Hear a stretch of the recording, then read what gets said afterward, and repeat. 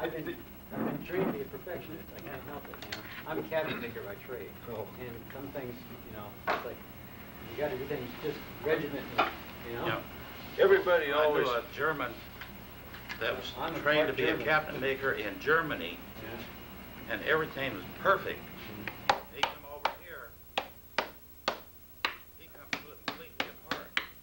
Because here, they throw it together all close enough. And he finally had to give up cabinet making. These little plugs? Yeah, Yeah, because just a every little place you bit. go to work, They're just kind they of keep a... telling him faster, Okay, faster. the way we I don't care do if this it's perfect or on not. these, and I'll probably He do finally the same gave up thing, and went to just designing loosen the store stuff interiors. a little bit. I know, I read about that. Take out You become a deaf ear. a piece. Yeah. I was the same way. I was And then when I go along, I'm going to They slide always, this piece hurry over up, to hurry here. up, we got to get it on the road, And hurry I'll up. start gluing, and when I get back to Our all union the way said, around, I'll no have matter to how get long up it and put takes that to do one it in. right. Yeah.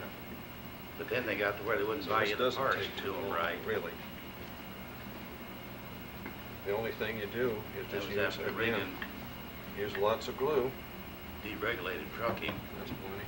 As a consequence, truck accidents I do. rate increased 4 times. I used to public take this didn't know stuff that, and hold though. it in with, I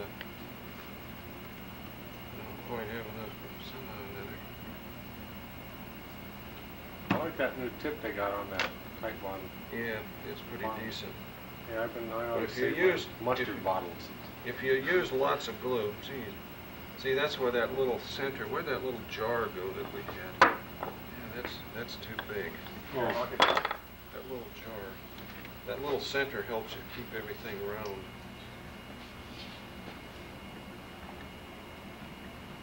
It's the right diameter. No, it's something. It's something. It gives me something to push against. If I just keep pushing that around as I go, it'll all be fine.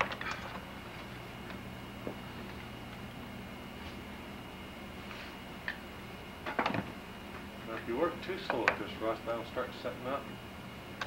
Nice thing about tight bond too, if I get all the way back around and I've got some errant ones that don't want to set in the way, Yeah. I can actually break the bond and put it back together again, and it won't. It'll still hold. It's only glue I found that does that. Now, see, I picked up a bottle of Tight Bond. It's got a slower set to it. It said. Yep. Would that be okay for something like this? Probably would be. You can increase the length of time on this by putting it in the refrigerator overnight. Does the same thing. It gives you a lot longer time.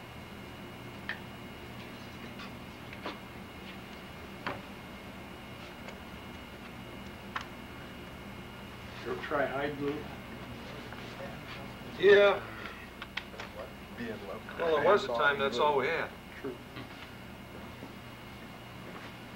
Everybody always, we were talking one day, and everybody says, you know, if you had to do it all over again, what would you do? And I said, you know, the last damn thing that I probably would do is to be an engineer. But if I really had to do it all over again, I'd go to Boston, go to the North Bennett Street School, become a furniture builder. Oh, yeah. I would much rather do that than to have been a damn engineer all my life.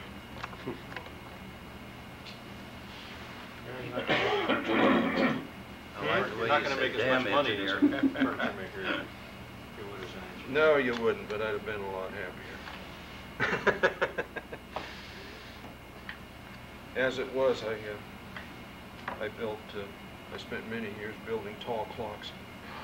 I probably made about 6 a year, which was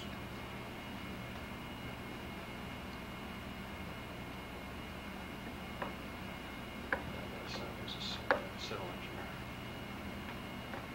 that isn't too good for me.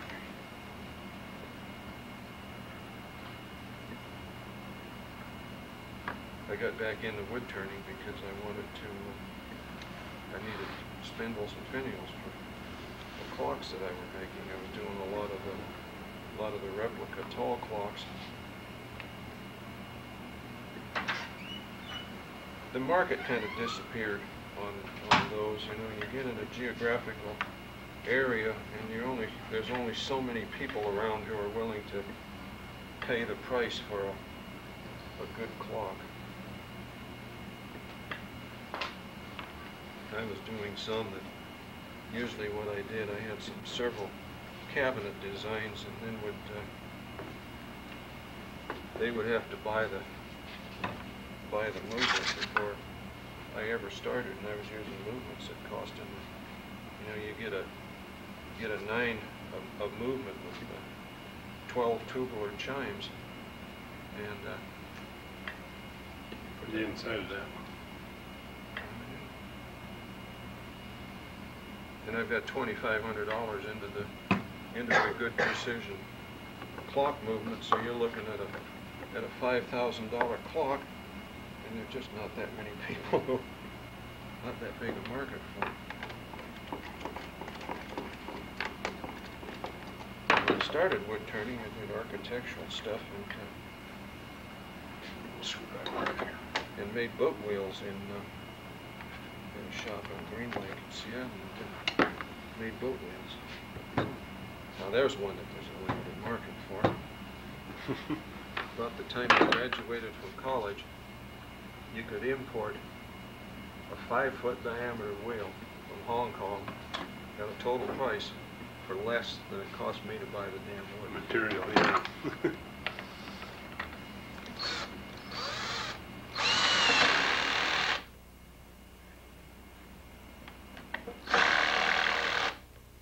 Glued together, sort of, and I can see where that's where that little thing in the center would have helped. Yeah, the problem is I don't think it's going to stay.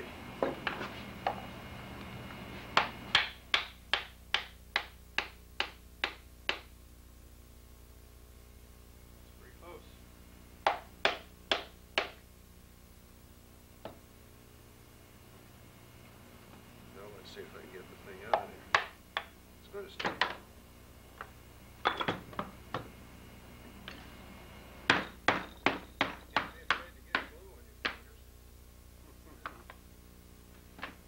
Who's going to take that one home and glue it together? Maybe what I'll do a number thing like that. Do a what? Everybody guess the number? Yeah. I'll Huh? do it too, so let's do the number. I just didn't want to jump in. Leave me out. How many guys we got here? 1, 2, 3, 4, 5, 6, 7, 8, 9, 10. Okay.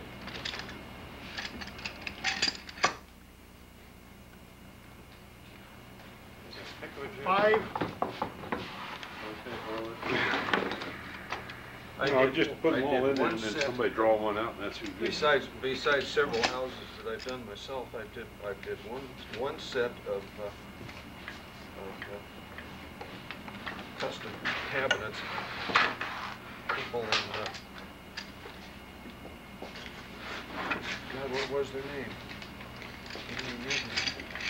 Lived on Mercer Island in the early '60s. And they had an old wood Higgins boat, and they wanted their kitchen done in marine teak motif. So I did the rounded cabinets all out of teak with the pin joint. Must have been nice. Oh, it looked good. I earned my way through college working for those people. Crookshank was their name.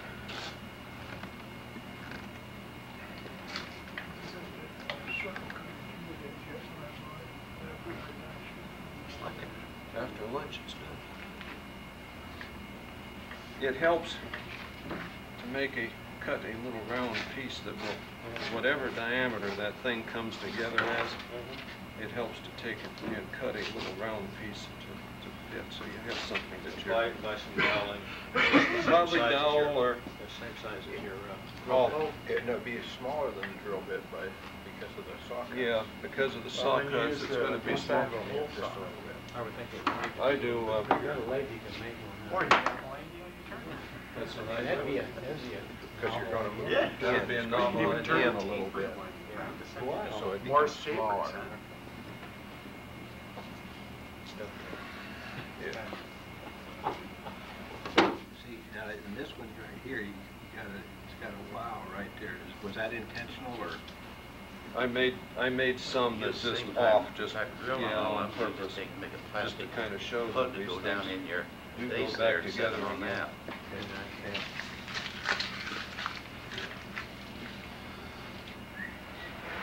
Has anybody learned anything? Yeah. Yeah. Well, there's, Learn you have to like glue a lot.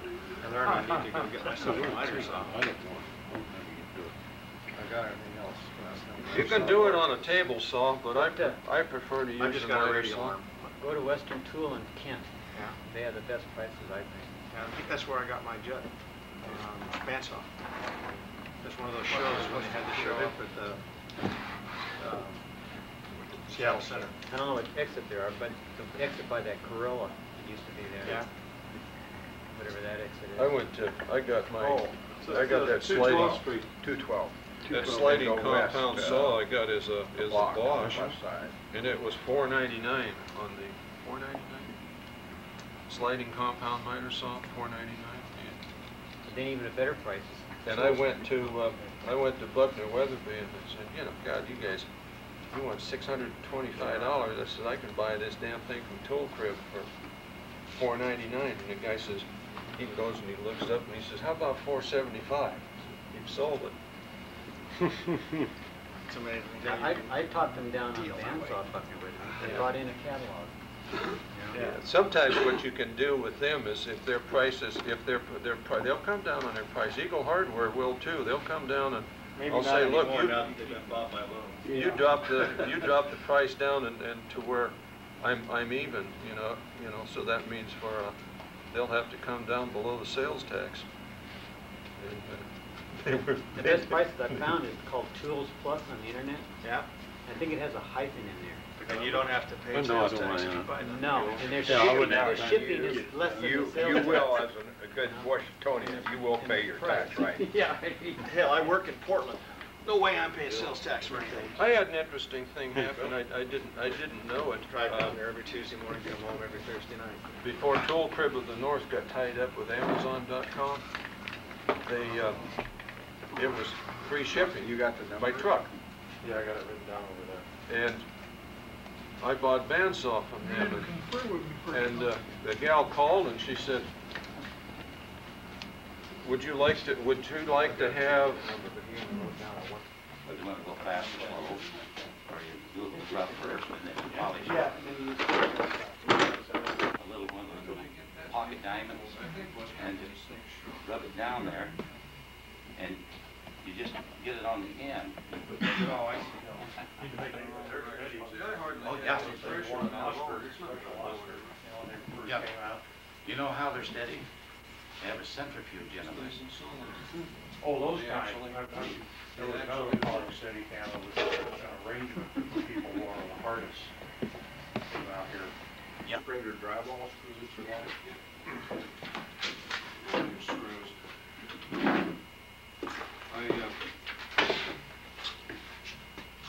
You know we're okay? Hot stuff in each one of them. Each one of all of the little holes on the countersink, kind of harden it up and just weld the things in with the drill sitting on about 3. It all came out about the same, so that's close enough. You always want to use either softwood or wetwood because it's easy to turn and you can't make any mistakes that way. Or feel like. And first thing I'm going to do is get the wetwood off. I probably ought to be wearing my face It's mask. safe here now. Well, you're not on camera, so.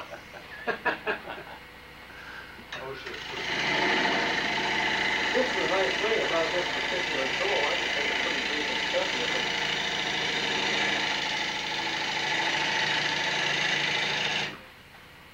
They can use body oils if they want to.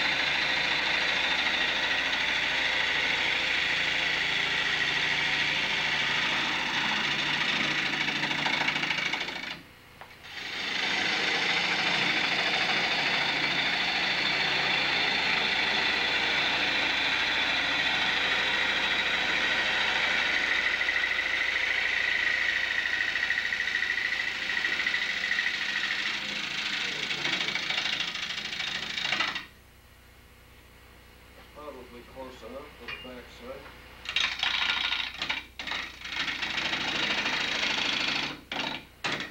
Good tool for doing that I like to use.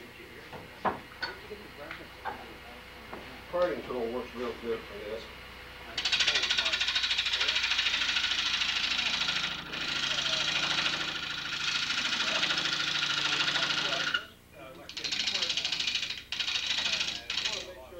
I usually go in far enough to make a cut and let the pieces fall, but if there's somebody sitting in front of me, so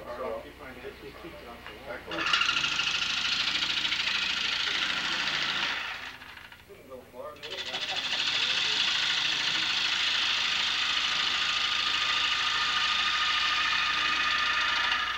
I'm turning this just like I would a plate, and I always come across on the back side. Don't go in so far you hit those ears, but just come in with the parting tool and cut it. And cut until I get a solid cut. All that does is define that rim on the back side, so I know where it is. Other than that, I can do anything. Oh! How many times have you hit that, Jerry? What? Bumped into that when you're turning around? Oh, no. I know it's there. Oh, okay. That makes a difference? No, it shouldn't make any difference. You still hit it. Well, generally, the big mark's more difficult.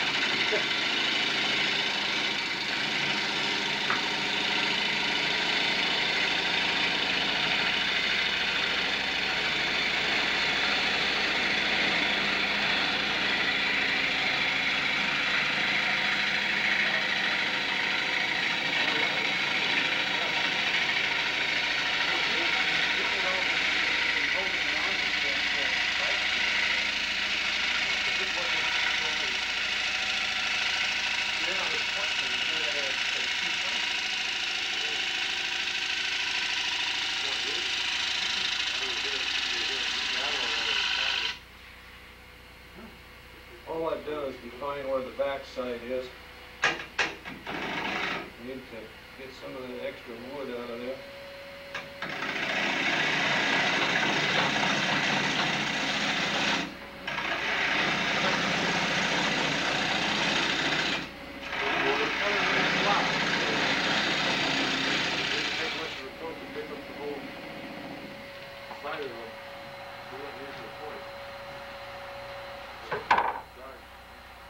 No, I just need to make a spot to hold the, a little bit low. Direction is to spread on this damn thing. Towards you. All You hit the emergency off.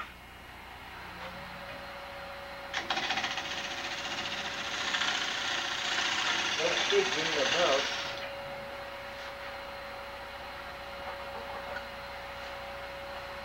What's the inside on that jaw? 4 inch? Not that much, right? Not about yet much.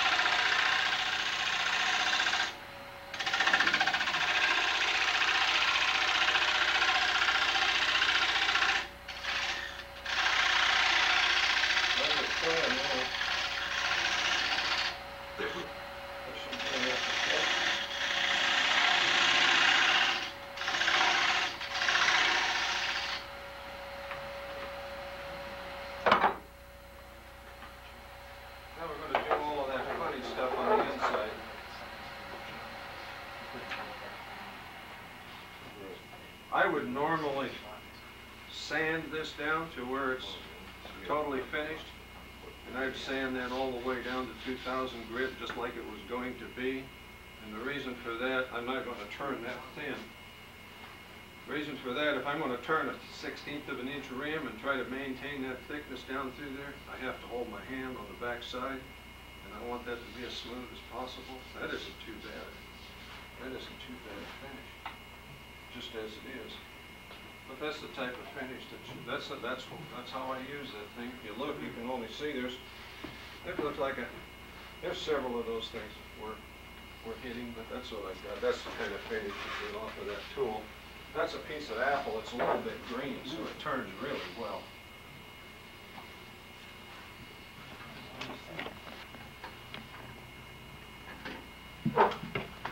I was always wondering why other people that gave demonstrations always ended up with wood and getting nice smooth finishes and things like that. And that's because they were selecting their wood just a little bit better than I was. So I figured if they're going to do that, I need to too. So, you know, you use a wood like apple or maple, that you can't go wrong. It's going to have a good finish on it, no matter what you do. Maple is one of those woods that I always figure you can't. There's no way in the world that you can screw up a finish on a piece of maple. If there's a way to do it, I'll do it. Polish it up. It's doing a friction polish instead of mixing it ahead of time. I'm doing it on the wood. I looked up your article that you mentioned in the AAW. Oh, did you really? That and the one on sanding, yeah.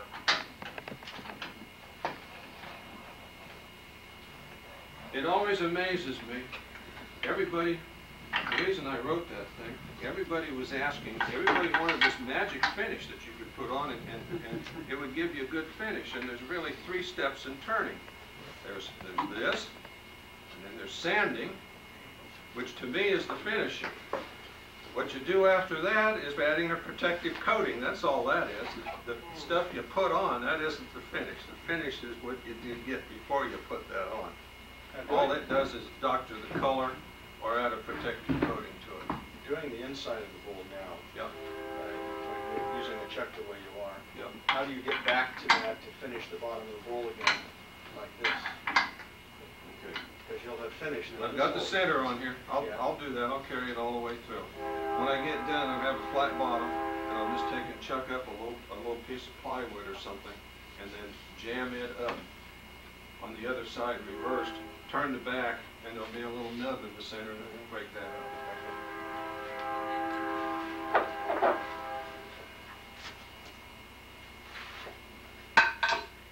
Where was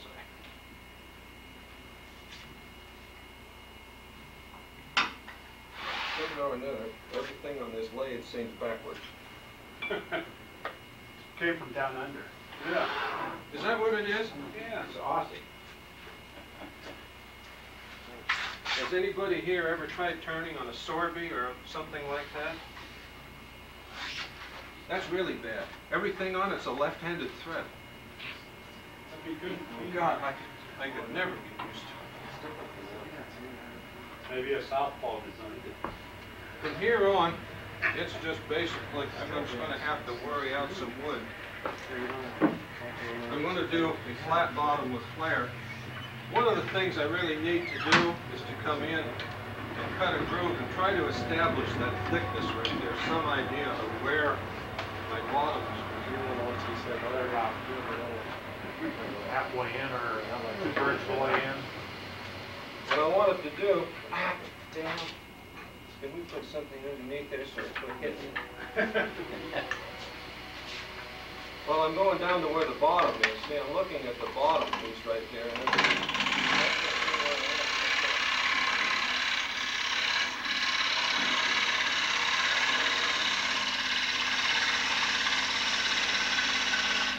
how thick am I? Oh, there it is.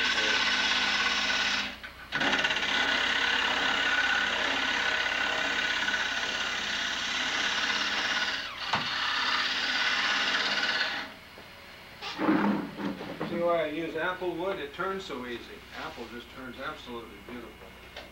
That has that's got a little bit of moisture still in it, so it turns even better.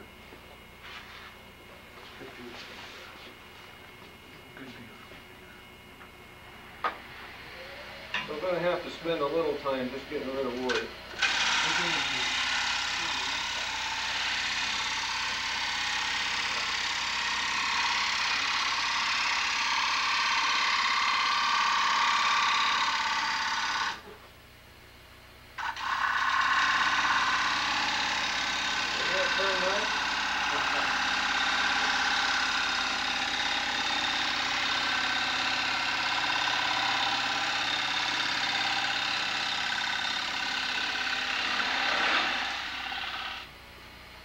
make you look good.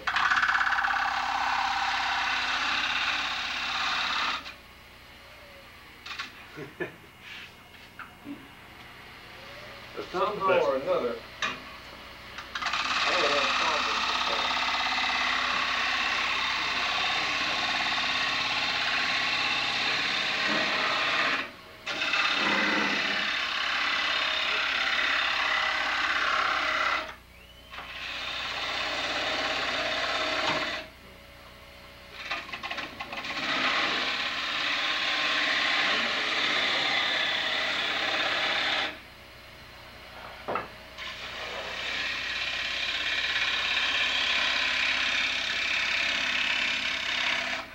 Now you can take, that's the nice thing about this tool, I can take and roll that thing over, I can't talk with that. Once I've done, I can take this tool now and roll it up on its side. That's a wonderful scraper. I'm using all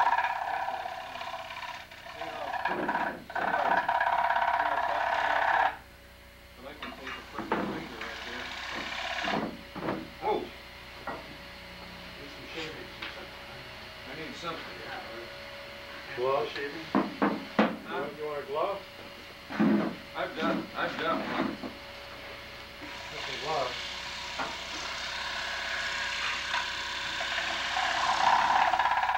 What happened is it's starting to warp on me.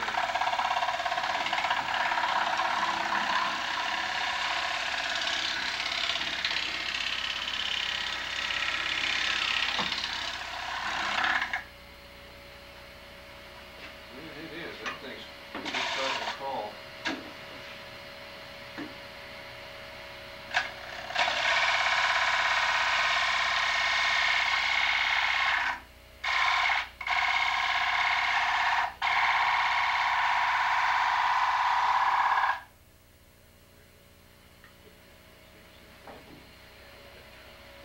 And then we can always break down. Make a coffee cup platter instead of a plate.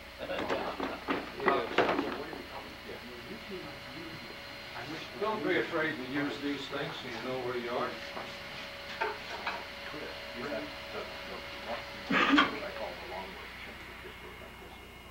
I know you're not supposed to use these. You're supposed to be good enough to be able to see. That thing gets down right at that point right there. It's about a quarter inch thick. I'll just leave it like that.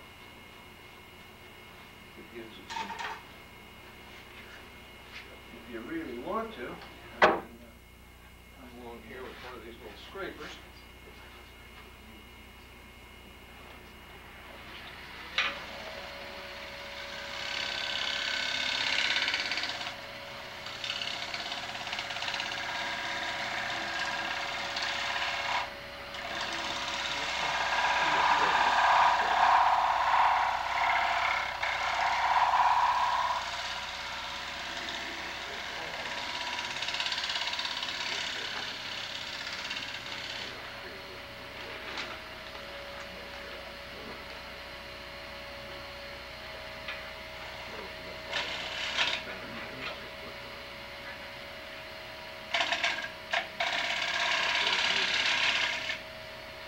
Got too much overhang here and I'm starting to lose control of my scraper.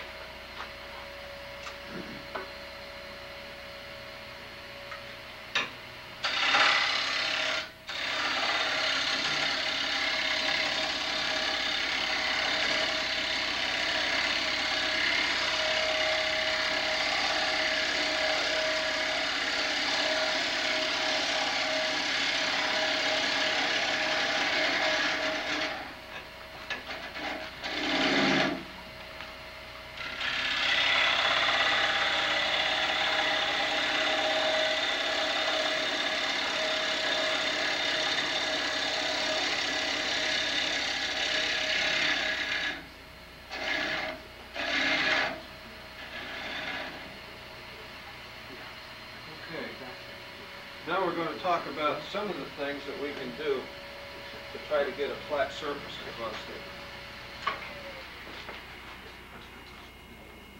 You can start to do this the first time you do it where you get a lot of thickness there. See, right now that thing is about on the neighborhood of, I'm sitting here with that thick, ½ inch.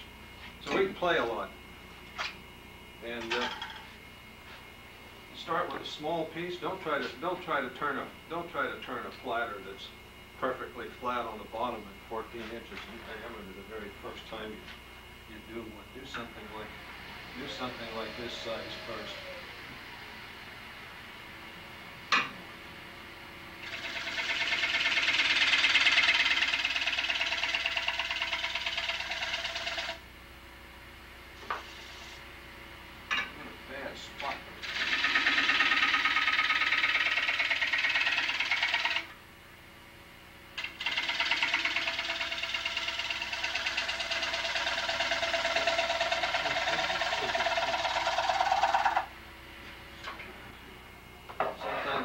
Slow down.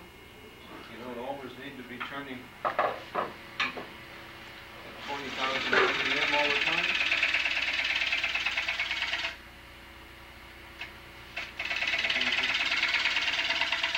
Roll around that curve. I got a flat spot in there that I don't know what happened, so I'm going to have to get it out. Just pushing back on that a second time does not start it.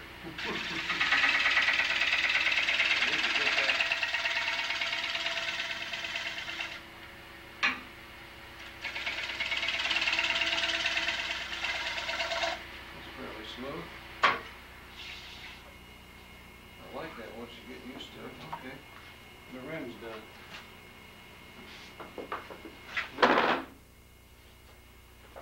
Couple of ways, a couple of different things that we can do. One is to...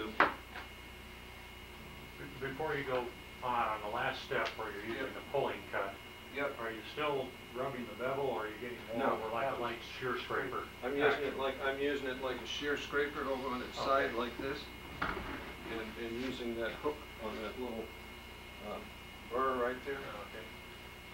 A couple of things that we can do to help to do a flat surface on the bottom, and one is to do the best you can to get this thing absolutely square to the axis of the lathe just by sighting across it. And doing that one, this is not the best tool rest in the world to do this with, is to lock your hand in, pick up the cut, get everything rigid, don't move, and come straight back. But in order to do that, my arm is sticking to this tool rest. What I did with mine is polish this back side so that everything slides, and keep it waxed so that I can get a hold of something right here. Get the heel of my hand locked in, and when I pull straight back, there's nothing to keep it from sliding. That's one way to do it. And that does, we can get fairly close. I want to do it going forward.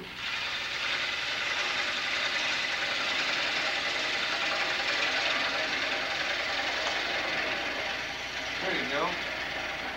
Why didn't I think of that? That's what I do at home, is turn that on all the time. Use one of those. Did anybody have a business card? That's a good thing to use for checking flat like this one. If you notice, this thing's got all kinds of little... You got one? Great. Hell, I've got a credit card. That's probably what I'll do. I'm going to go ahead and finish this on out a little bit here, and you can see what I mean.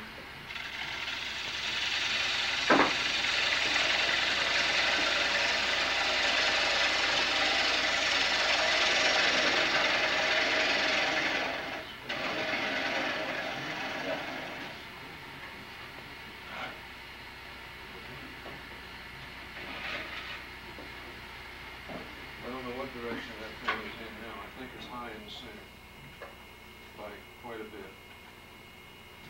And it's also got lots of these there's about 4 little ripples that run across in there. So there's a couple of things we can do. One is we can just totally ignore it and leave it that way, but we don't like to do that. I know how to do that already. You already know how to do that? Yeah, I learned that right off. But you know, on an outside curve, on an outside curve, yeah, I'm going to use it as a scraper.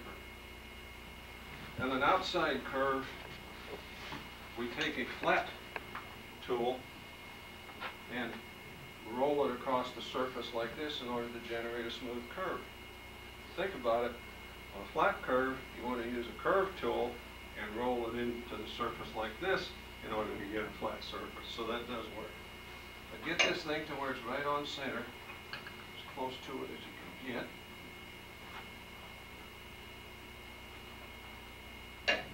See, this gives you something to do with all of those skews that you never use because you don't do spindle turning. But grind it with a fairly sharp bevel and a curve on the thing, as Richard Raffin says to do.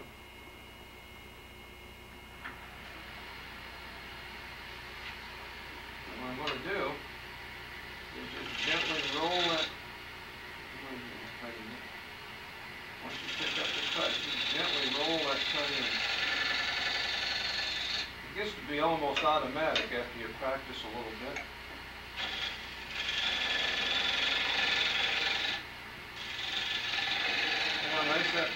See what a nice cut that thing makes?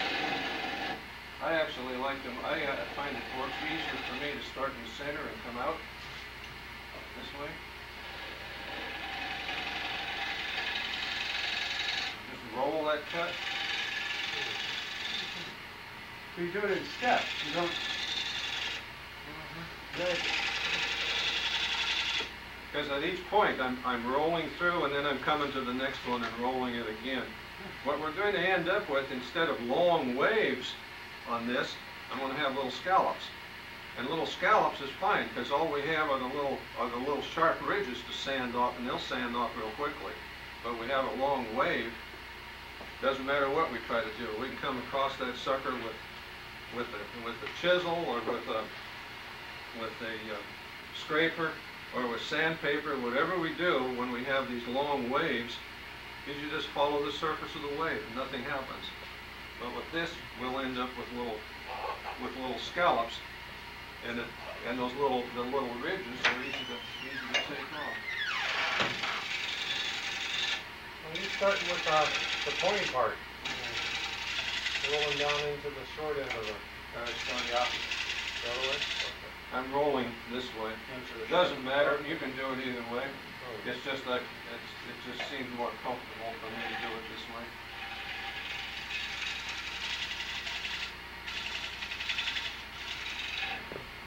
See how smooth that is, man. It probably isn't at all.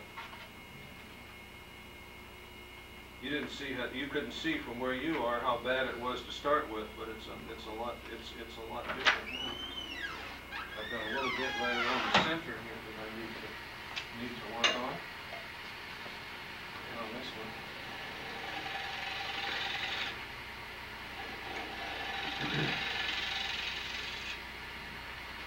Skew chisel makes the best scraper in the world because it's got a nice sharp point on it.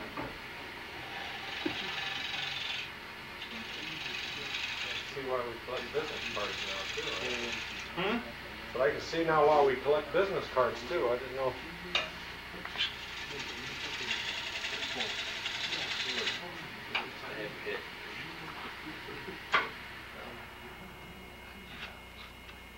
If you want to look, that's fairly flat, not bad for amateur. Now when we sand that thing, if you want to put 80 grit on a little block of wood and hold it in there and work it down. That's awfully thick in the center. Should I take it on down and make it thinner in the middle? I guess. That's a little thick, isn't it? Yeah. I need to be down about half that. Something solid to sit on. I like to set on this type of a thing. I like to make that. I keep wanting to reach down to shut it off, but to bang my knee into it to start the damn thing. I like to define my depth on this corner right here with a parting tool.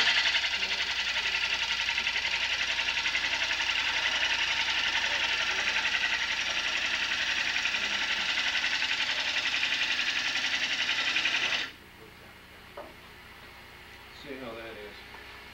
My eye isn't very good today.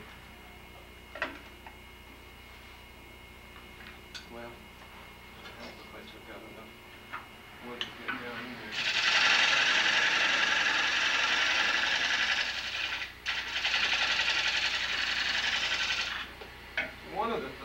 Another tool you can use that's quite effective for doing this type of thing down to the bottom is your parting tool, and move it in arcs. Where you get all of these waves that we're doing in there is when you try to take the tool and just push it straight across, and it doesn't work out. So it's best to make a series of arcs. Parting tool works real good, but making a series of arcs across there.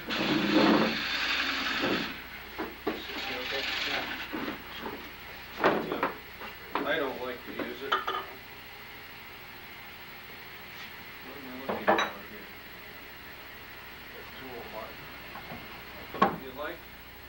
If you like to use a scraper, you know, there's nothing wrong with using a scraper in here.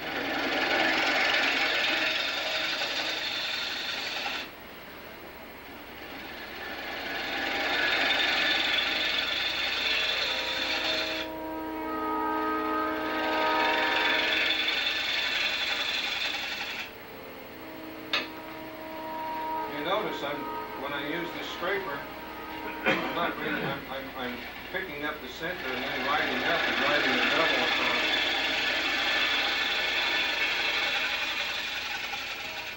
Which also helps to keep the thing flat. But the best way to really do it is to work this U-shape.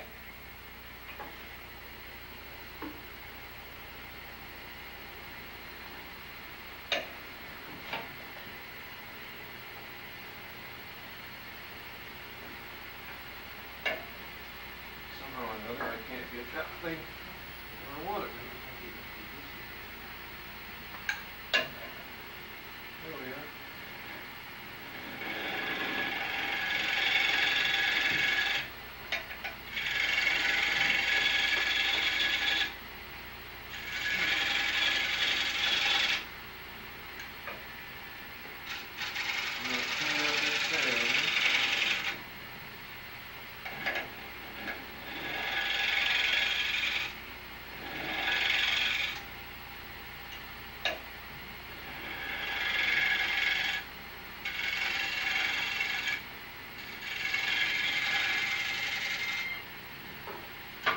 Is it flat? Feels flat. Oh. Oh.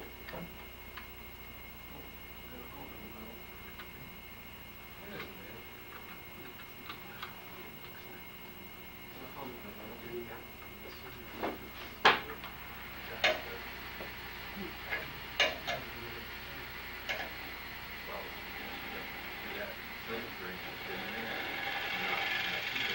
Hardest thing to do is to try to, you're either going to get a dimple or a little raised section on in that center, because really the wood is turning at zero velocity at the center, and you speed in, and you're not cutting at all. So all best you can ever hope for in that middle part is to wedge that thing out of there. What did they do? I threw your business card away. It's all right. That's terrible. I had a good finish. I had a nice flat surface on it before, and it isn't there anymore. Oh well. What am I going to do now? I need to refine this right here.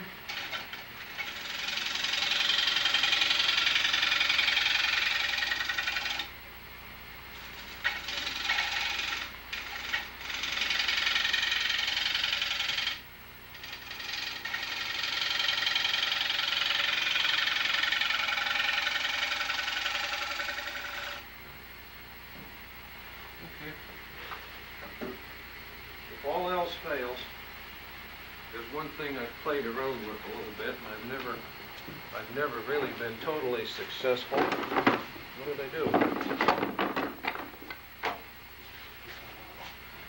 And that's to make a little T-square tool holder that I can hold that it can hold a gouge or something in here, get everything at 90 degrees, and pull it straight across. Would you believe it does work? Just another way to do it.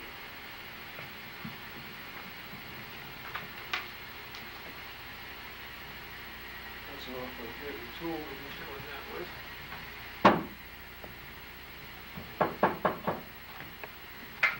That's all I've got. See, what I'm trying to do with this is to take a machine that was made for freehand turning and try to put a compound tool rest on it like I would have a machine shop.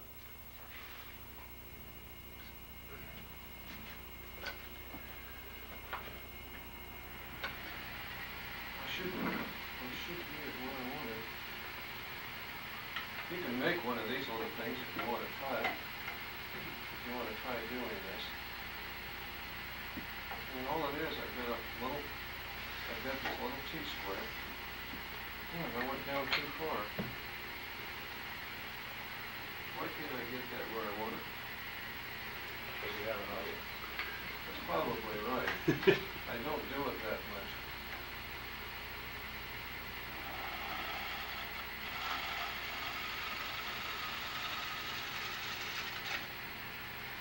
All I did was bring a little spiral across there, but that'll sand out real easily. It's pretty wood. Yeah, it is a pretty piece of wood. This is what that thing looks like. I've got one side for a scraper and one side for a bowl gouge.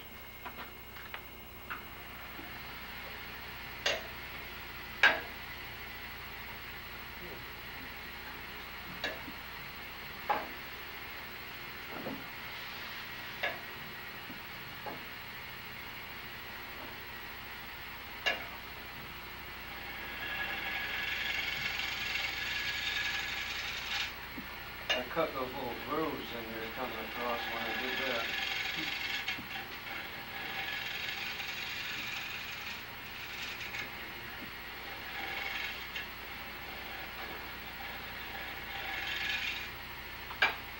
See what it looks like. I'm going to stop wherever it is. It's got a couple of little waves in it, but it's not all that bad. Who's going to take this home and sand it and finish it? Draw. Oh, it's awfully thick in the middle. Okay, show us how you usually turn off the foot. So how many people are gonna draw for this? 1, 2, 3, 4. Just 4 it is? I don't think it'll fit my lane, so. Hand me a paper towel.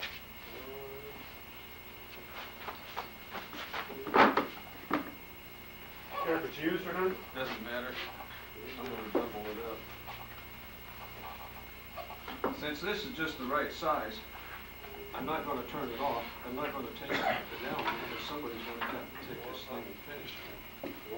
Put the tailstock back on.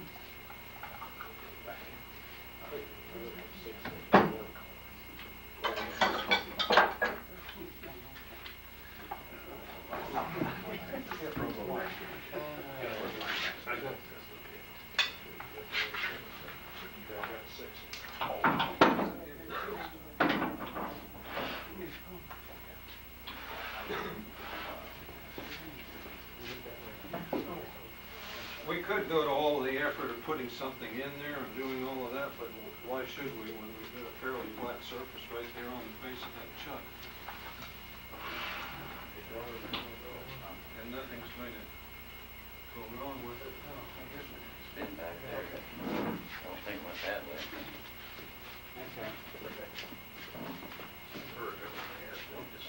See, I've got just barely touching it, and it's held on pretty decently. We're ready for 2? Who's got 2? 2? There we go. You got it. We're ready to turn the base off of that.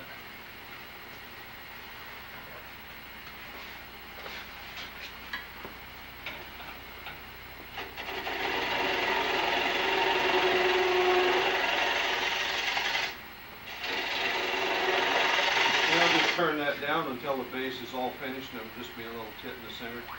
And I always use a spindle gouge for that because it's got a sharper point. The nice thing about a spindle gouge, when you get down to going across the bottom, you take that thing and you ride the bevel in. You just ride the bevel over, pick up the cut, and put straight across with a shearing cut.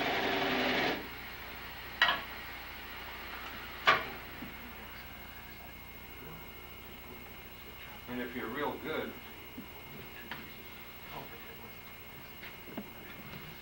anyway, that's it.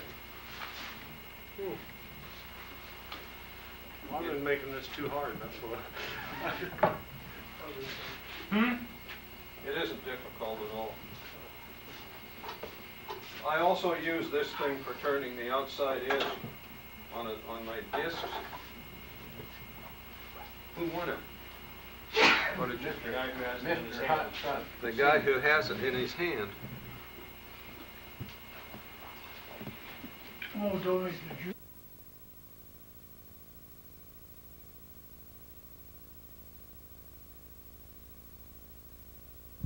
Fit them into a rim. I use this same thing again.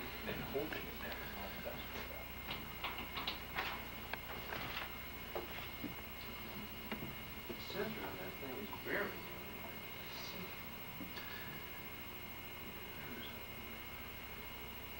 and I don't need to hold that on with very much pressure. It'll never come off of there.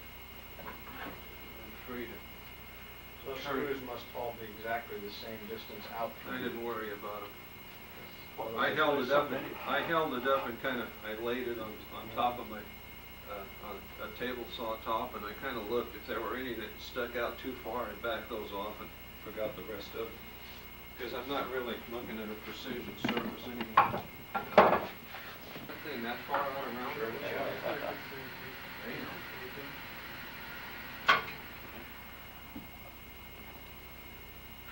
Well, when you glue these things up, they don't always come back. They don't always come in round. That's the problem.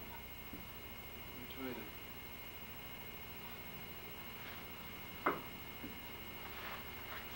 It'll be round after you turn it. Yeah, it will. I don't I was have taught to. never to make anything even anyway. I can't. Oh, yeah, that is. Like you're doing a picture, one side's the same as the other, sits there and rocks back and forth. You want one end, one side heavier than the other, so it comes with a rest.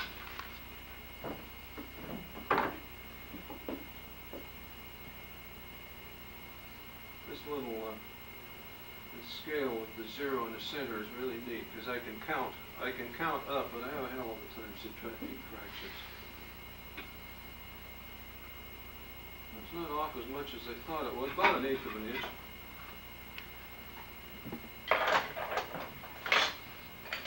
If I had one, it's kind of nice to take an awl or something and make another punch mark in here. You gotta drop it.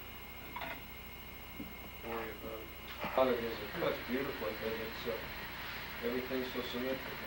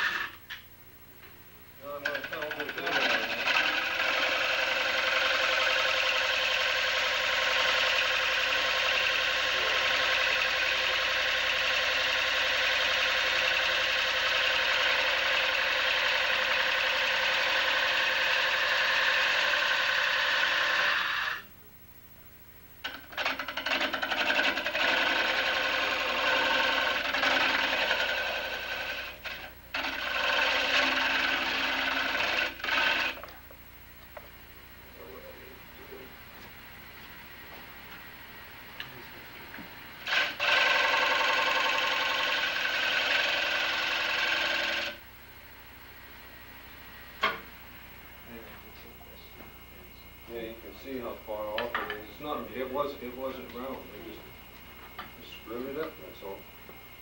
It happens that way.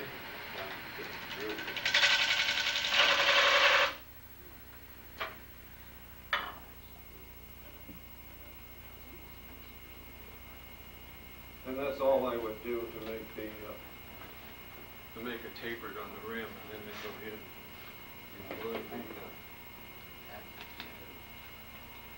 that segmented rim to a faceplate and turn it out to where this will just fit in and glue it. That's what happens when you get out of round. And it is out of round. It got worse. Some of them don't turn out well, and that's the ones that make good lathe hand wheels and things like that. Turn that one. I guess I could have taken that out before I started.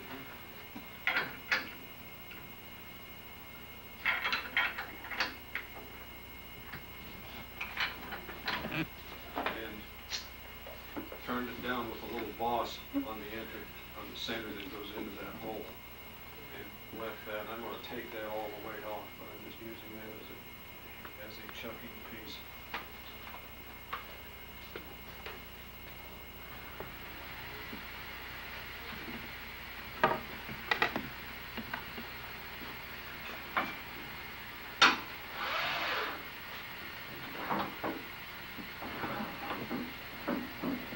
Always give it another touch, because you never come back to the same place exactly twice in a row.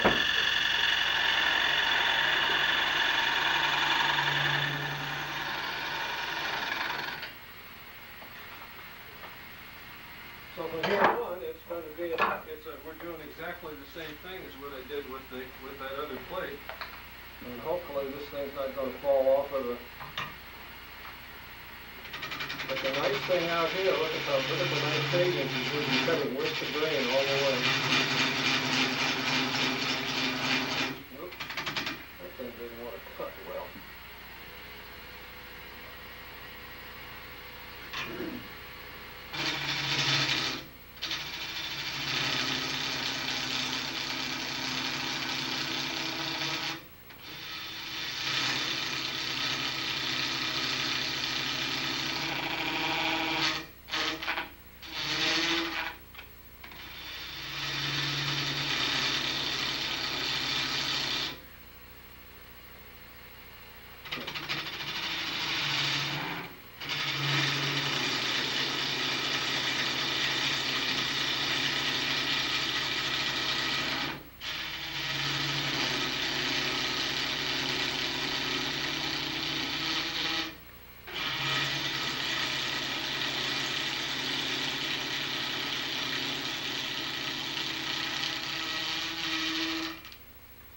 Something wants to vibrate, just take lighter cuts. Takes longer doing it.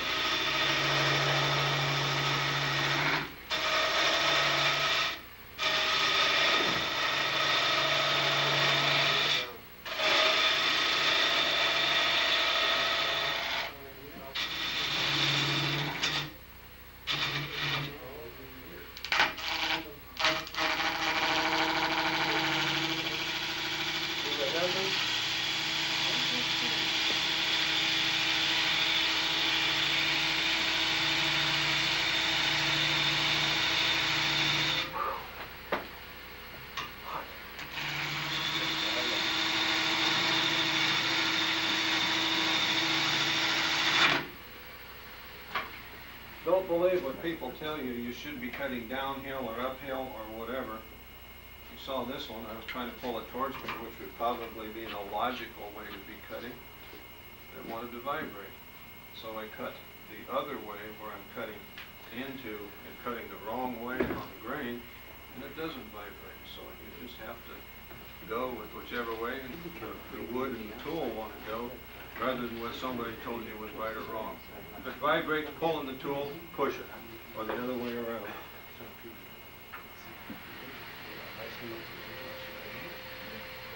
Sometimes if it vibrates really bad, you want to slow it down, and that helps once in a while. Sometimes nothing helps.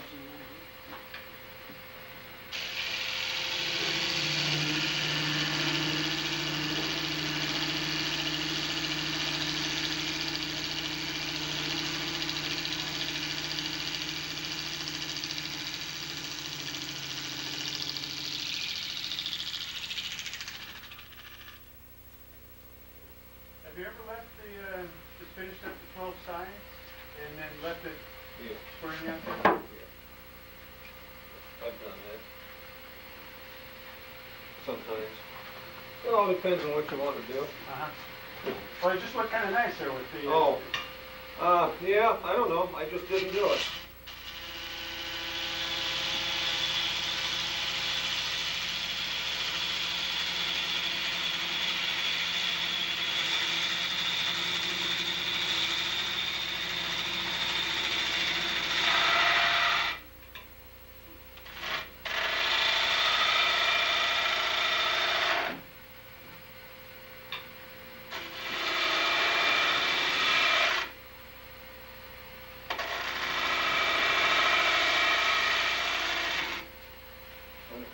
I don't like the, somehow or another, doesn't want to give me the surface I like.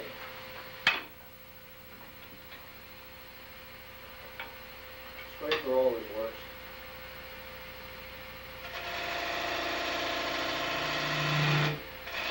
Don't cut too big. Don't cut too deep.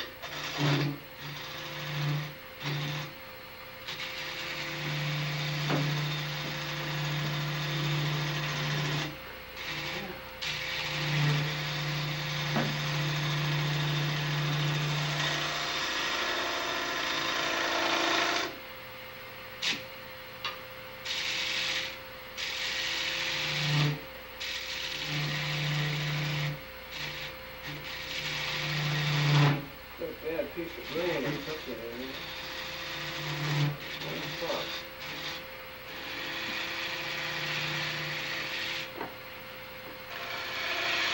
I'm trying to get a nice smooth curve in there, and I can't. I've got a hump in it that doesn't want to come out. 60 grit. 60 grit. Are you using that scraper flat on the rest, or are you... I am now. That's flat on the rest. Huh? That's the kind of a shaving you should get off of a scraper. If you're not, you're doing something wrong.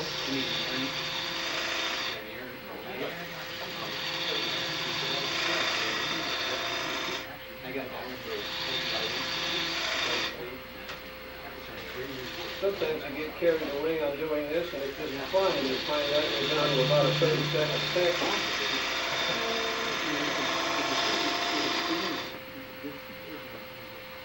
How does that look?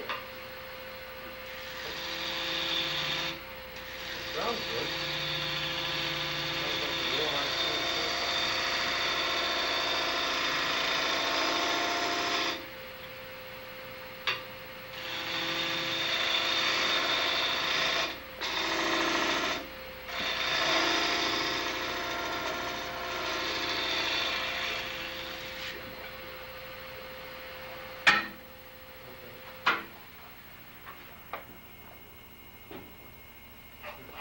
When you want to check a curve, you either look away from it or close your eyes or run your finger across it. You can tell how smooth that curve is better by not looking at it.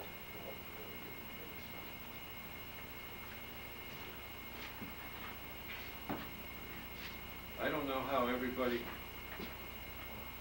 did that scraper cut different from what you're used to scraper cutting?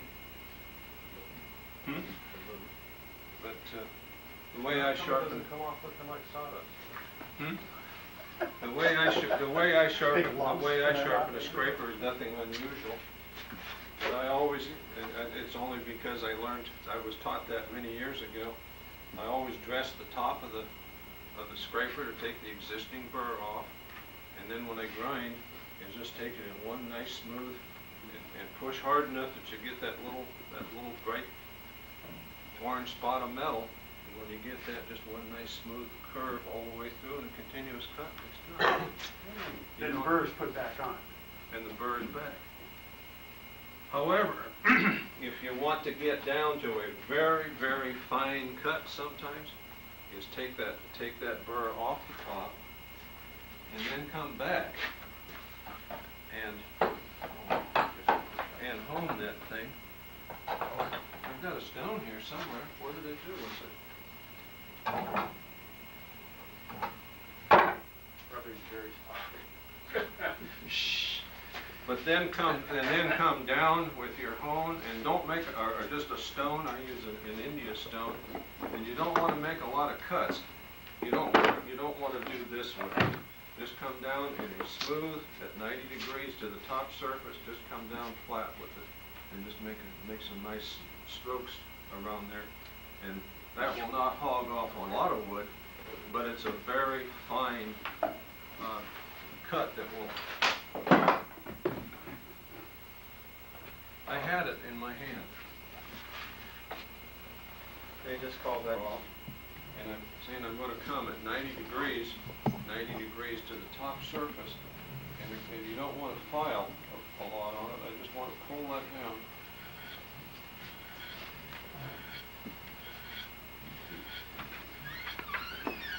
But your bevel is not. Your bevel's not. That's right. But now, see, I've got a very, very fine burr back on that end.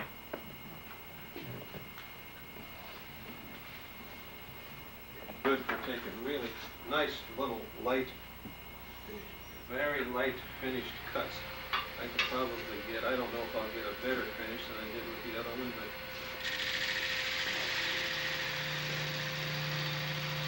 I'm cutting flat with that. I'm not shear scraping or doing anything fancy.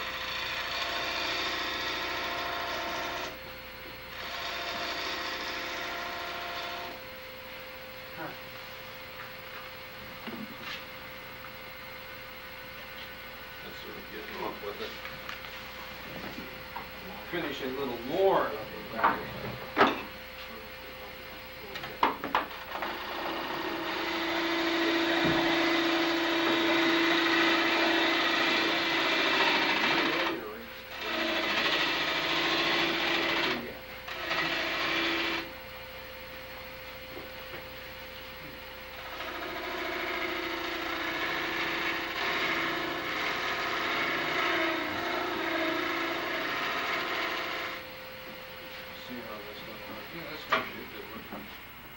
Thing I want to do is to see where that, yeah, that's fine.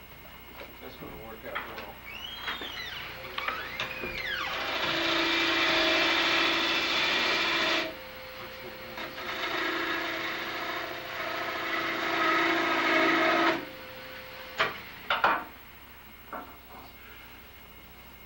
I'll finish that up later, but that's all I need to do to the back. Again, I would probably normally put a little better finish than that on it. That's plenty good. Now, would you sand that now and finish it, or? I usually do, but I'm not going to. I'm going to let somebody else do that. Now. Are there different woods in there?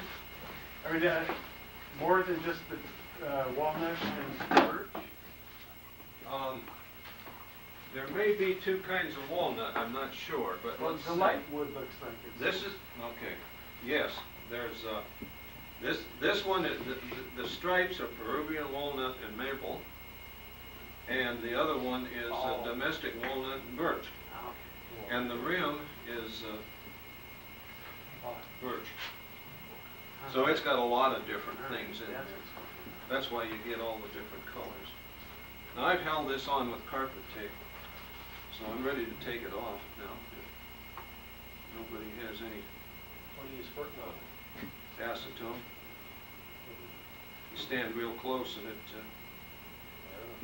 Takes you up high. yeah, it does a pretty good job.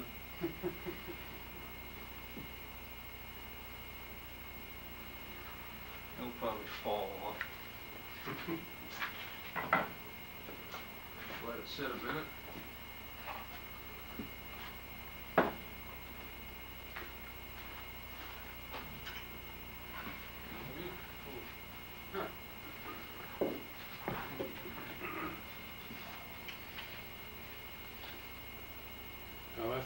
back carpet tape. Yeah. I always buy the kind that has the fiberglass in it for outdoor use. It seems to be a little bit more tenacious than anything else. You wouldn't use the kind of double sticky tape that Ted put us onto? What's Bowing that? surplus tape, no. Well, the Boeing surplus tape or the thin mylar tape? Be very careful of the Boeing surplus tape.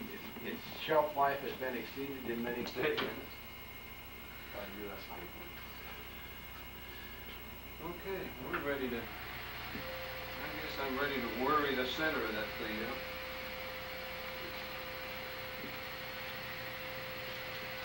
Got a little wobble in it, but it's not enough to worry about.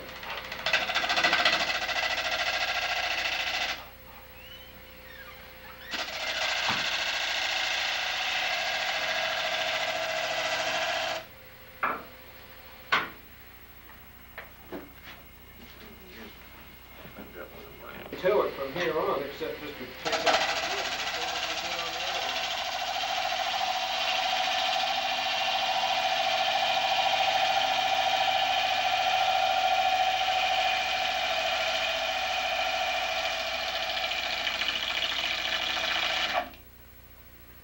You get beautiful chips on this because everything's, all of your grain is running around the edge. You don't have any cross grain or anything. It's, you're turning good grain all the way.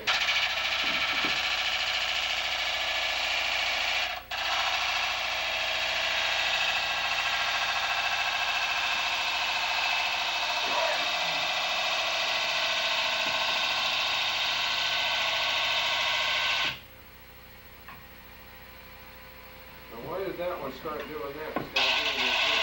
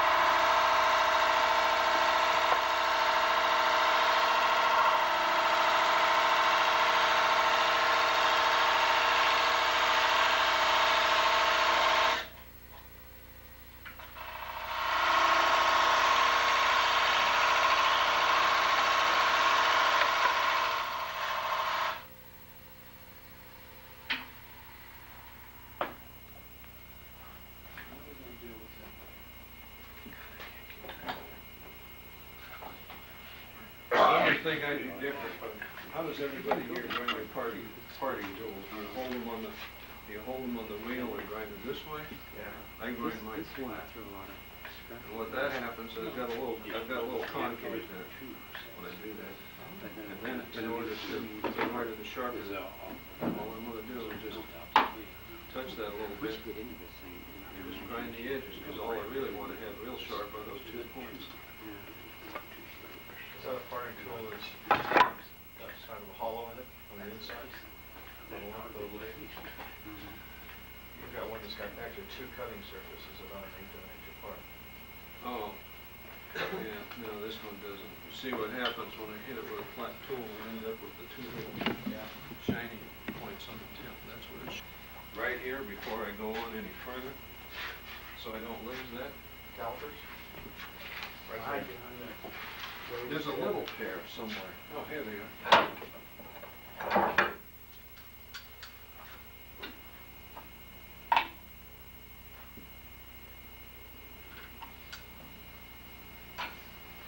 Well, it all depends on how close we think we can get to making that flat. We're gonna try, I'm gonna be brave here.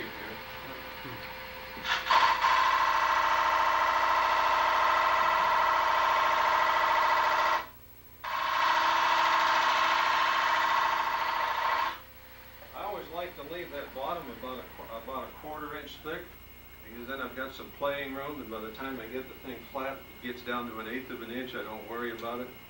I'm going to try and finish it. Is that a quarter-inch? So I'll put fat quarter-inch.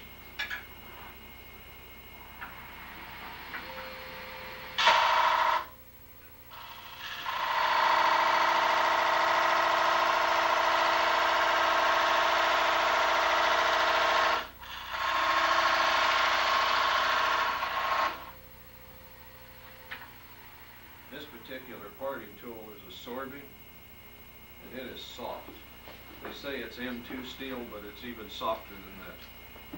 It's the softest high-speed steel I've ever used. I bought in November. I bought one of these. Bought a Hamlet, and they were actually. It was the same price, within $1. And this thing will last 5 times longer than the Sorby. So when people ask the question, are these tools any good, I can say emphatically yes. But on the other hand, this one is this gouge is a tool steel that One Way sells, and it's the best piece of tool steel I've ever had. In an honest opinion, it's even better than what Jerry Glazer makes, unless you get to his A15 or one of those real super hot tool steels. It's an excellent tool, and it holds an edge for a long time, but it sharpens just like anything else, so it's not a difficult tool to live with.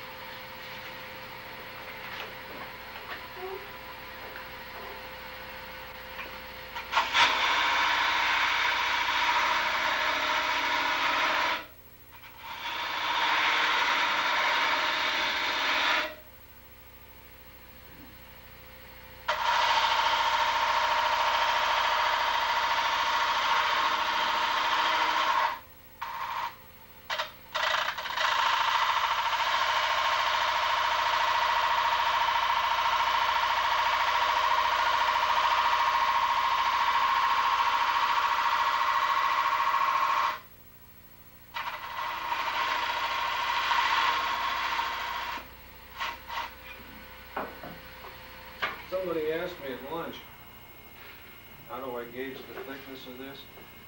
I just do it by eye. I found that if you sit just right, and if you can kind of look cross-eyed and focus right at that, you can see the thickness. Think about it. I'm looking on the inside of the rim, and I can see that surface with my right eye. I can see this surface with my left eye, and if you get your brain calibrated right, I can see the thickness in that.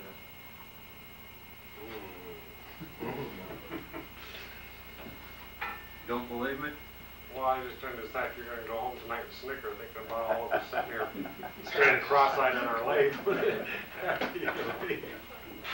Just don't do it driving home. You gotta practice on the road. Practice on the road, I'm watching the right lane with this one and the right lane with this one. There's one in the middle. median with your nose, huh? Hope they don't. There have been times that I've gone home and I had to cover one eye so that I'd only see one center line on the road. That probably wasn't from looking at that, though. Yeah.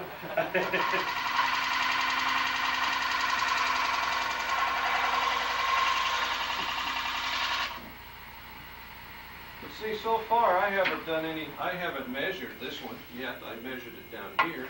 I haven't measured the thickness of that. And if you look at it, that's about 1/8 of an inch. Right up to there. That's about right.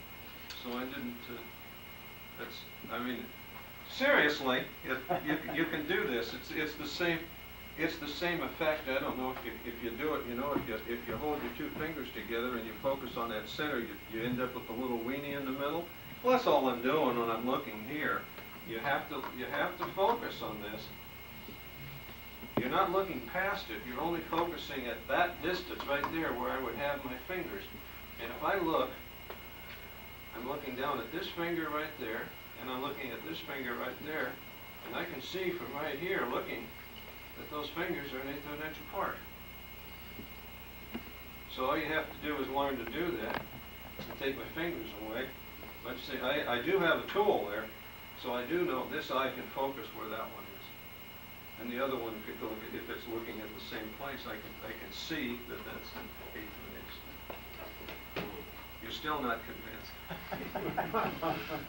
Go home, try it, tell me. Mine usually ends up about 1/4 inch thick on the outside and about 0. Minus the 1/8 on the inside. Yeah. Well, you can do this on plates, you know. You can't. You talk about what we're turning. Look at how limber that thing is, and we've been turning on it, and it doesn't seem to have any problems.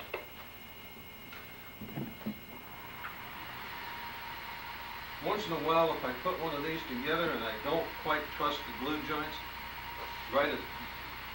before I've gotten down this far, I'll run a little hot stuff on the glue lines in the rim, but not on anywhere else.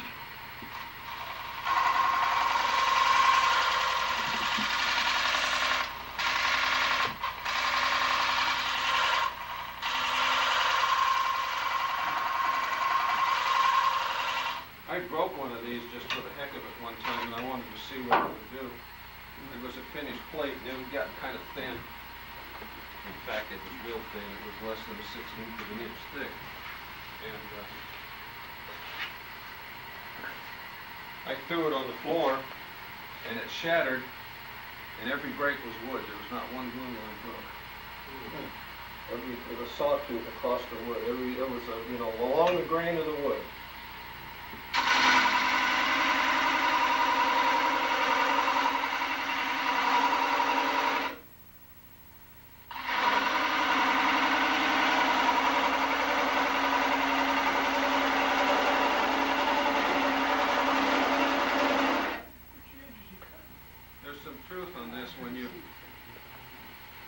There's always a tendency, you see a lot of beginning turners, they want to get out here and hold the tool like this.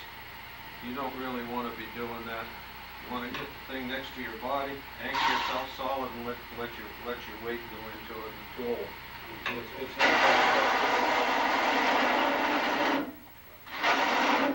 some people hold it like that.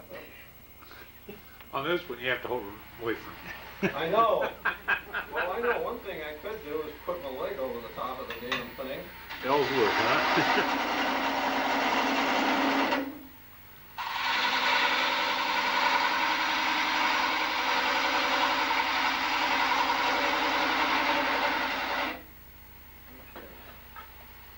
I'm ready to start seeing if I can.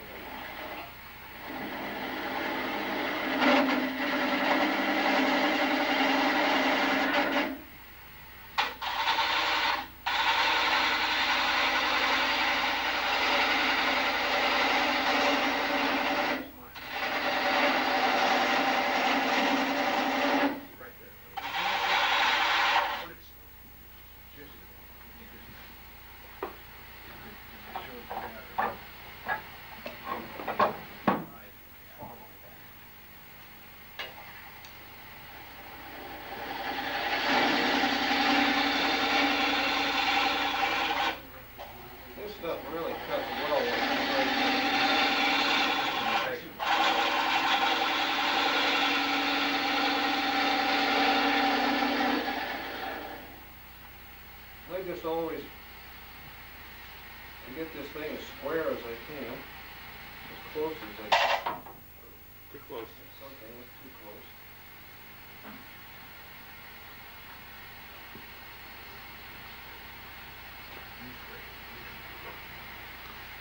The other thing that seems to help on trying to get a non-wavy surface, instead of pulling from the center out, is to push from the outside edge in. At least it works for me that way.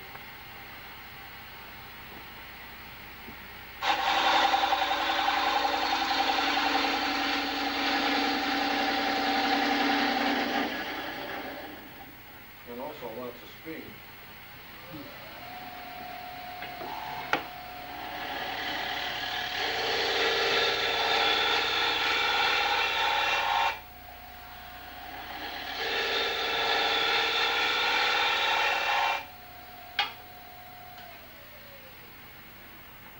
you have any idea what RPM that's turned? That looks like about 3,000. Ted has that thing, Doesn't Ted have that RPM thing? I'd guess 18. Who was it? I think if you look down on the bottom there, it'll tell you on the corner, right there, corner. Who's the one that had that? I thought it was Ted had a digital RPM thing, and he used the top of a lawnmower Oh. engine or something? Might as well, I don't know.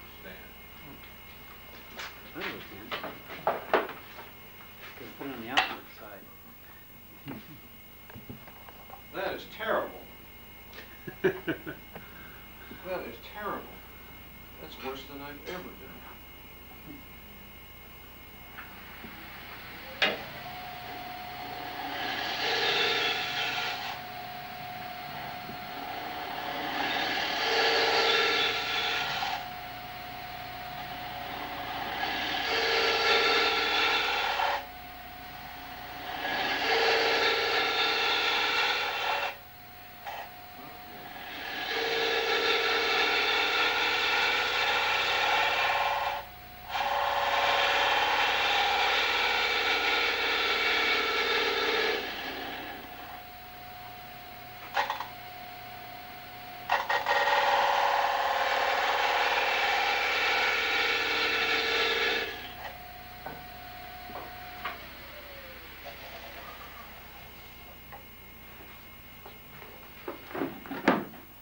See what you're considering worse and what you're considering terrible, or you get closer. That's bad.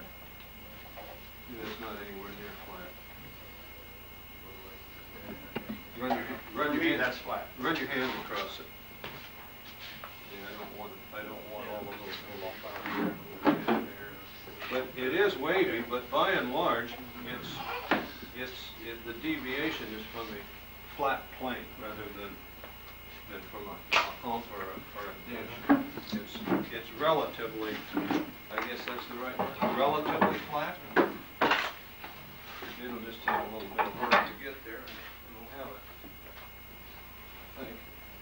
I'm gonna try it anyway.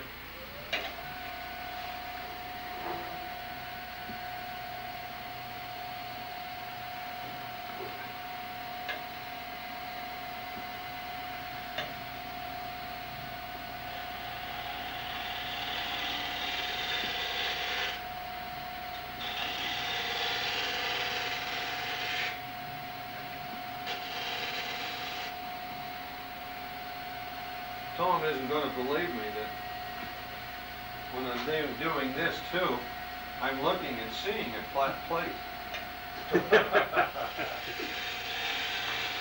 And I'm just, well, you know, the people that do, the artists, they call themselves artists, and do sculptures, the guy that says, he gets a big rock and he says, I see that man on a horse inside there and all I'm doing is taking the rock off the outside. I think that's a bunch of crap, but... It's like the wood turner that says, I'm going to let this thing cut to me. I let the wood, I don't know what I'm going to do until I start making a cut. Now, I've changed my mind, but I don't think anybody ever throws a piece in the lathe without having a clue as to what they're going to do. Is that, I don't know. I do. Anyway. I had no clue sometimes. I certainly ended up with something other than I started out for. It's much smaller, I mean, Yeah. First table leg I ever made turned into a pencil. That started out as a 12-inch wall clock.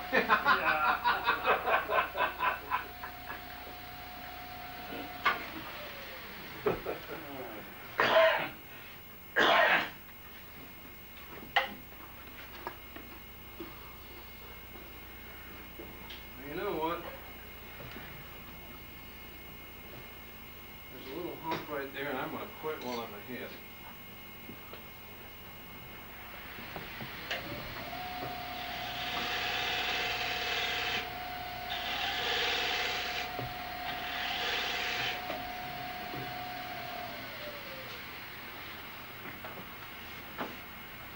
Now this is the one that's really hard. Because that pattern is so busy in there. There's a corner right in there. And I don't have a clue where it is. I can't see it.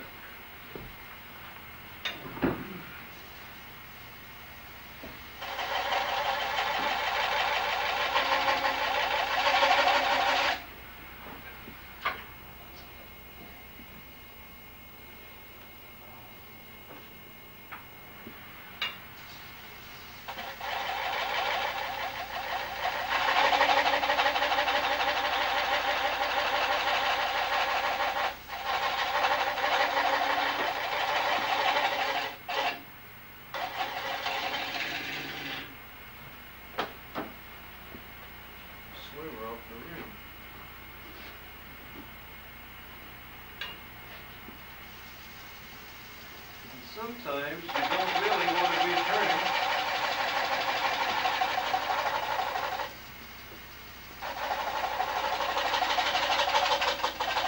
At an extremely high RPM, that's not terribly bad. It's kind of rough down in that corner. Let me clean that up a little bit.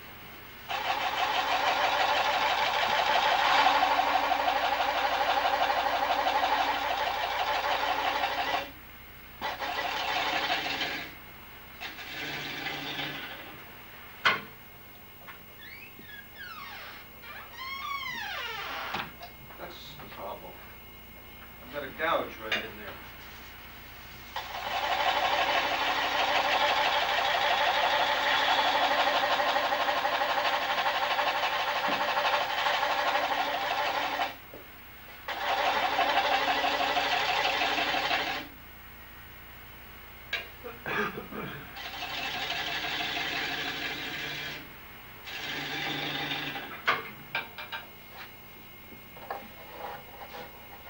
And what do you get for a plate like that? It all depends how bad I want to get rid of it. Now, I noticed in that one up at the top pedal right there, you've got some marks that's going horizontal. Is that something? Grain in the wood. Is it grain in the wood? Now it's down Right there? Yeah. That's the grain in the wood. That's what that is. Okay, I'm gonna stop right there. I'm not gonna do any more. It needs to be sanded. Well, what do you think, we're gonna wrap this up about 3 there, and What time is it? this corner up? Sounds good to me. Open That it up, isn't very open flat. it up for any specific questions anybody very has, close. or any problems they're having with turning flat. I'd kind of like to see what he does with that bowl. Which thing? one? This big one? The big one right there that's still in rough shape. Just to Right at least there. talk about what you do with it. What I do with that is bolt a piece of about 2-inch or 2-inch either cherry or walnut or something that's good and solid and isn't going to split on me, and mount that to a face plate and just do it in one sitting right where it is. Okay. And then sometimes just not even bother to take. And then how do you get the bottom? See that this still has, this has a piece of cherry on the bottom, I just left it there. You just part it off. Yeah. I part it off till I get down close and saw it the rest of the way and then hold it in expanded chucks, you know, the big ones with the rubber bumpers on the bottom. Yeah, that's the right name. What do you call it? Cold. jaws. Oh, yeah. Coal jaws. I made one from Ted, some class, for the long one. Now on the bottoms, It's the kind where you twist it. That's two long pieces. worth chuck. Yeah, long enough. and to do the bottoms I on haven't one found like it to be this. terribly effective for me. But still, because I made it. I lost it. I don't know what you mean. I'm going to That's attach fine. it. And I tried to make one of those, but it never comes out in the center. He asked me about price. I don't know. I was getting $100.50 a piece for these in Florida. I haven't tested the market up here yet. It's probably about the same. We're not as rich up here. I would guess. I have found that wood turn stuff up here sells for a hell of a lot higher price than it did in Florida, of all things. Yeah, if you notice, you buy a car, they use data up here to price the car. Yeah. Yeah, and because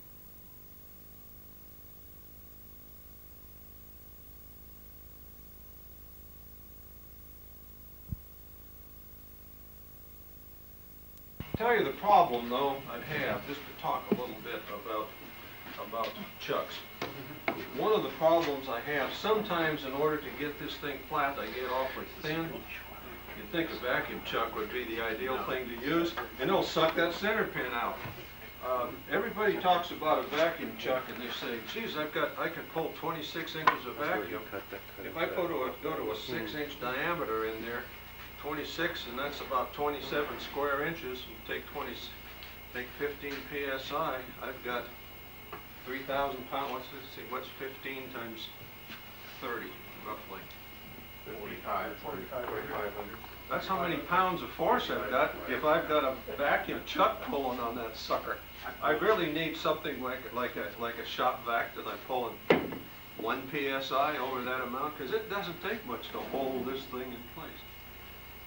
The other thing that's happened when you try to grip on the outside edges, to do that, it wants to buckle in the center. It'll bow this center out, and you try to turn that, and there is no way in the world you can turn it. You can't touch a tool to it. It'll just ring like a drum. So I found that this is the best of all worlds for me. Is there a screwdriver? I'll tell you, you need a lot bigger. Screwdriver in the second corner. Bigger Second than third. I've got to do that. I can only do 12 inches. You can make one of these that's only Flathead or a Phillips? flathead. You see, with this, actually, Well, yeah, well, could you use that same method? you can do the same thing that I did before. But, see, all you're doing with this, I've got a ring, I put this thing down, I've got some concentric rings cut in there, and just drop that down and hold right down on that, and it's held nicely. I can control how much force I'm putting down on there. The other thing that does, with a pressure point right there, that keeps it from vibrating. So that's the nice thing about using a big chuck like this. But yeah, the center is already defined. Just take a piece of plywood and put in there, hold that up against it with a paper towel, and just hold that up against there and finish that back off. I won't do that because this needs to be sanded. Who's going to take it home and sand it? Everybody. You drawing numbers again? You're going to draw numbers again. Who's got? Let me get a show of hands. I won the wrong one then. 1, 2, 3. Everybody gets Well, a that still chance won't on it. fit on your Everybody other got to lathe get a though, right? chance on You're this gonna have to go one. up by your lathe. Yeah. I get it, just like it, yeah. That's awfully thick. That needs to be. That thing's about. At least It's too thick on the bottom. It needs to be turned down to a Now, level. when you were going, okay, so what you got there, how, you were gonna pull those screws off and then put it in? use them in the wood. Who's this? I still need the screwdriver right there. Is that his or mine? That looks like one of mine. That's yours. I can always tell my screwdrivers the ends are twisted on every one of them. Because you don't buy a good brand. That's You didn't right. buy Craftsman. It's a fine point whether it's too brittle or not hard enough. If they're too brittle, they snap off on you. If it's too soft, well, then it bends on you. But by and large, the way I use it, on some of these I've taken it in 4 places, put pieces of rubber, or really just lay in a piece of paper towel works just as well. If this were totally finished all the way around, would you believe that sucker almost exactly fits that groove?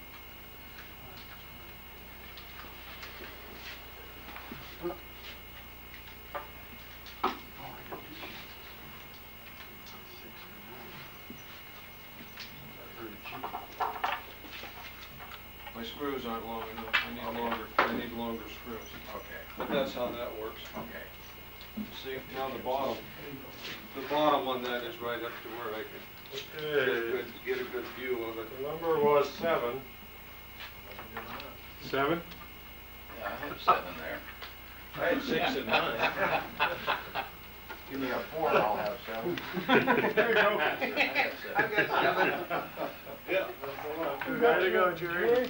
Sure. You deserve it, it's here at your shop. You want to, who won it? I did. Jerry did. The cameraman. You want to finish it, or do you want me to take it home and finish it? I just think you take it home, baby. I never will. I appreciate it. Well, get the use of your shop today, you deserve it.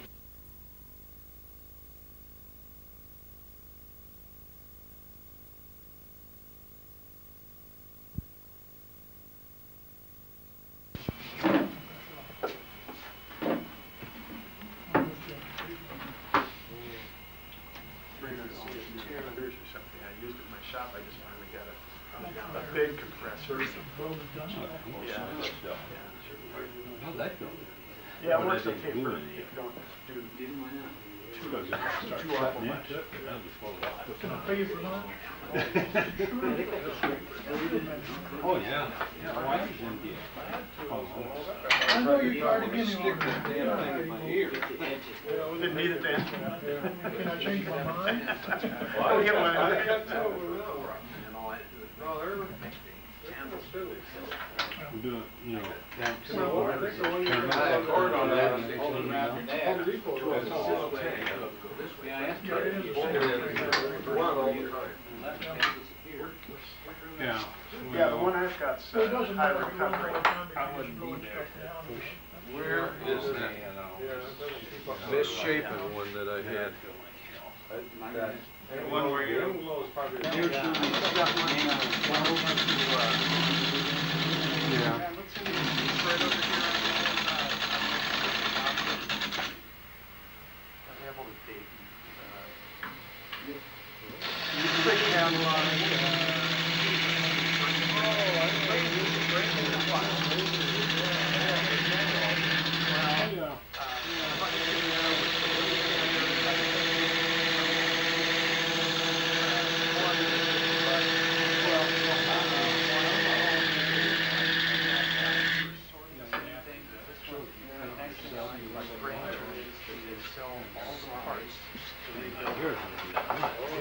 If you buy something from Home Depot and it goes you're kind of out of luck, you know, you take that for warranty, whereas in range you can go and say, hey, you know, I need it. And you paid them, and then all of a sudden you Take the shot whitest- some of the jobs. It's like a whole new head.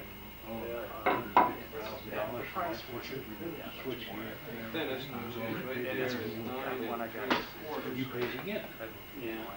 It's like I say, I just use that in my shop. If you got employees, They're you meant got to paid take their care of hours. the job. Gotta go out 3/8.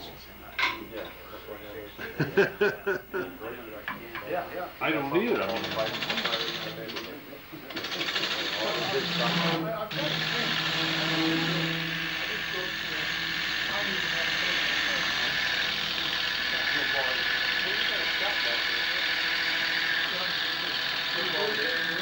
Yeah, I've been thinking about it.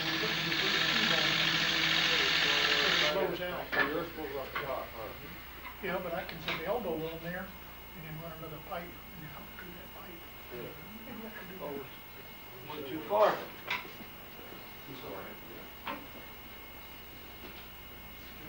It's all waste out on that end anyway.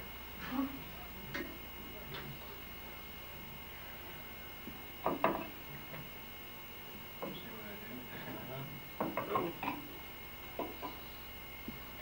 You try to eyeball 3/16 of an inch, you can't do it. I guarantee you can't do it.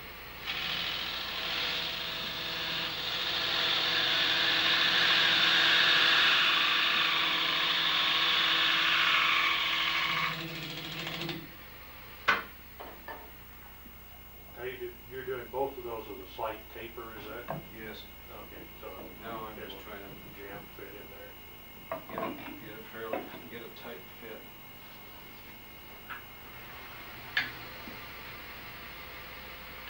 The reason I cut the taper is because it gives me a little bit of slop.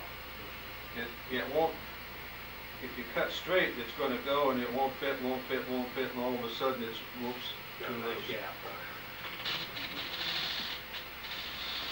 So you cut a bigger gap and put the veneer in?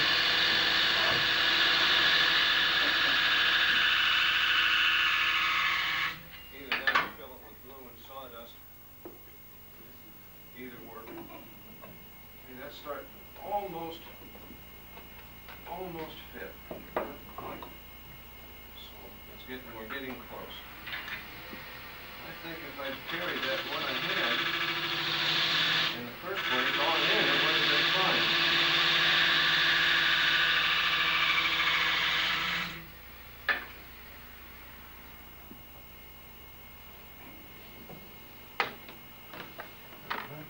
Close. When you get that close, I have one of these tools that I don't use for anything else.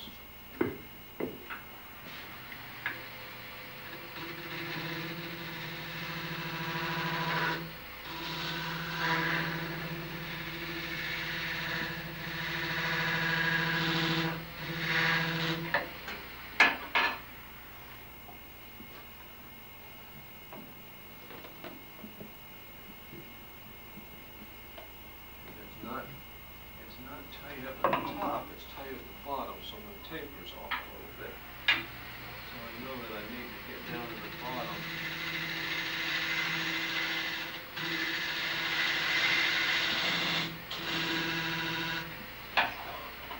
I notice you're not going all the way through the backing board. Why is that? Just so I'll have something to bang it up against and it'll be square. Okay. Plus it gives me a little bit of thickness. That looks pretty good. It's not down all the way yet. Taper's perfect. Now all I gotta do is get the thing.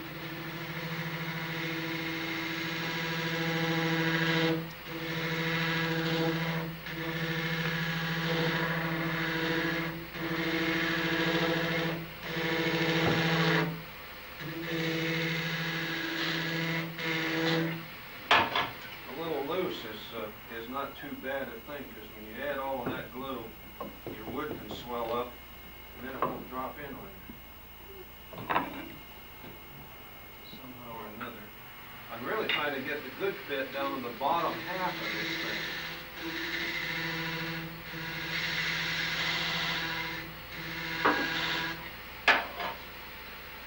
But with that lip down there, if I screw it up and it gets too loose, I can go ahead and That looks pretty good to me. I can go ahead and glue it in, and it'll hold when it's just down on that lip, and then I'll take some of the wood off up here and take a parting tool and just grind in there so I've got an even joint all the way around, and then just fill it up with glue and epoxy. That's how I do that. It's done. And then do the same thing here to bore that out and make it plug to fit.